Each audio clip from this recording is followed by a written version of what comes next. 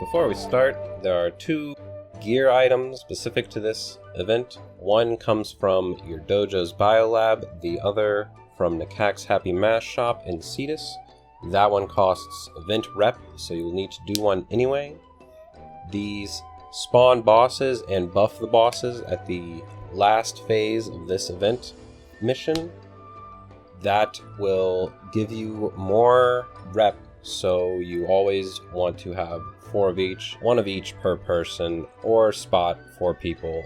Since you won't be having both your first time, someone will spot you. It doesn't matter because they are very cheap to make. The boss itself is basically a lymphantis with armor. This is called a hemocyte. So you'll want flat, corrosive, and crit in most cases. So you talk to Kanzu. Bounties, not the infestation option, that's just some lore. And Plague Star. The first part, you go into a cave to get the Thrax toxin. Usually the host does this. Showing a trick you can do to speed up some of the caves.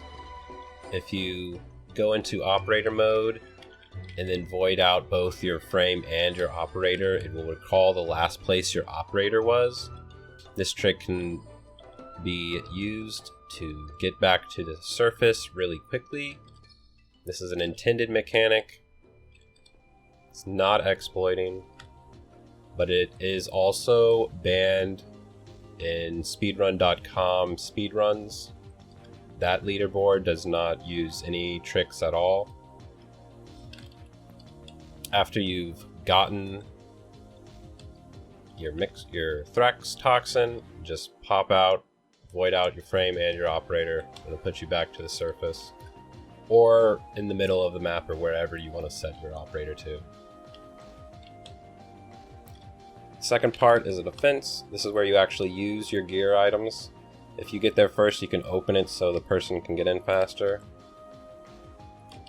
If I press really quickly like that, it saved the spot in my gear wheel so I can put it in faster. You don't have to bother key binding these since you have over 2 minutes to put them in.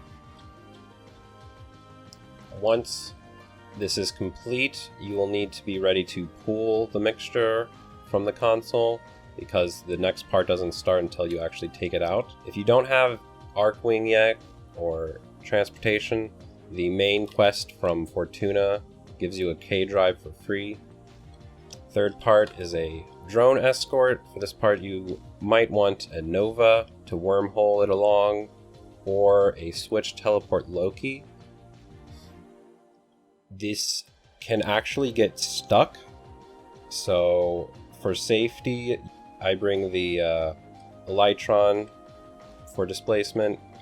Its 4 can move it along like that. Don't stand on the boil, it does damage over time.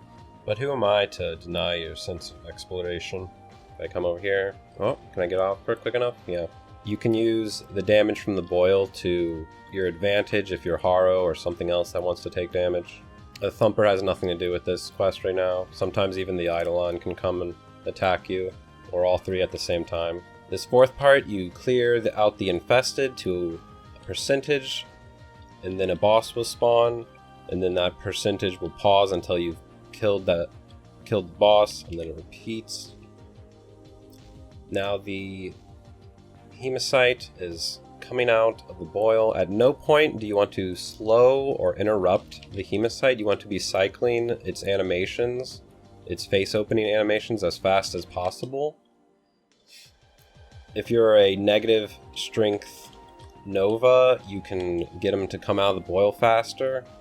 You also don't want a cat or any AI. It's like real cats, they're undertow a lot, and if he's using his ground pound like that, he is not actually cycling head animations. If you think you can interrupt the last head opening, there are also desyncs sometimes, so it may only be open for you. So just don't interrupt the boss at any point.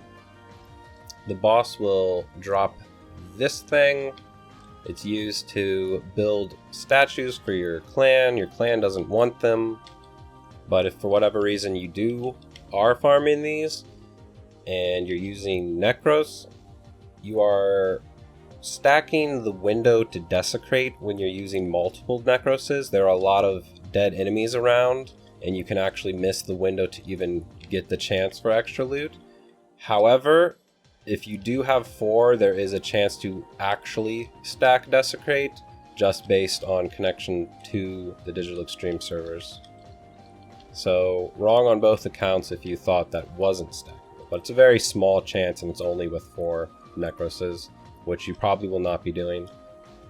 An expert speed would be about 7 minutes for enter the plains and then kill the last boss, but you're actually shooting for around 5 minutes. If you had perfect drone movement combined with instant field clears. While there is a Kanzu camp just north of the boil, only this one right here will let you re-queue for the mission on the inside. And also, don't forget to hold the door like this guy's doing. This is a significant part of turnover time if you are actually heading back in each time instead of queuing from over there. My picks this time around are the same as last time. A diminished strength nova as the host for caving, potential for drone movement, and to get the hemocyte out faster. Then a mirage for DPS, and then a second mirage or a Loki for switch teleport, since switch teleport is so much easier to move the drone with.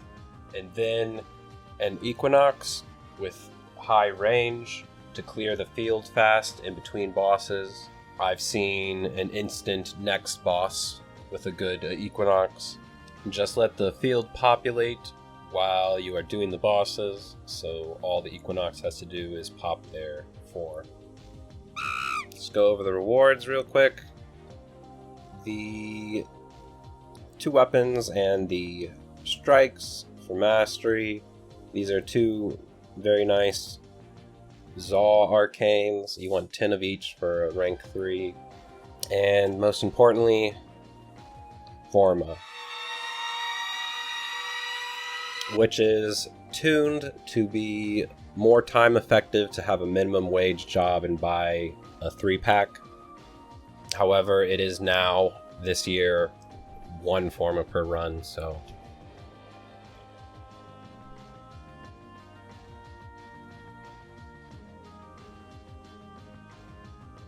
Remember that time I told you not to farm the sentient ephemera? And you disliked that video? Okay.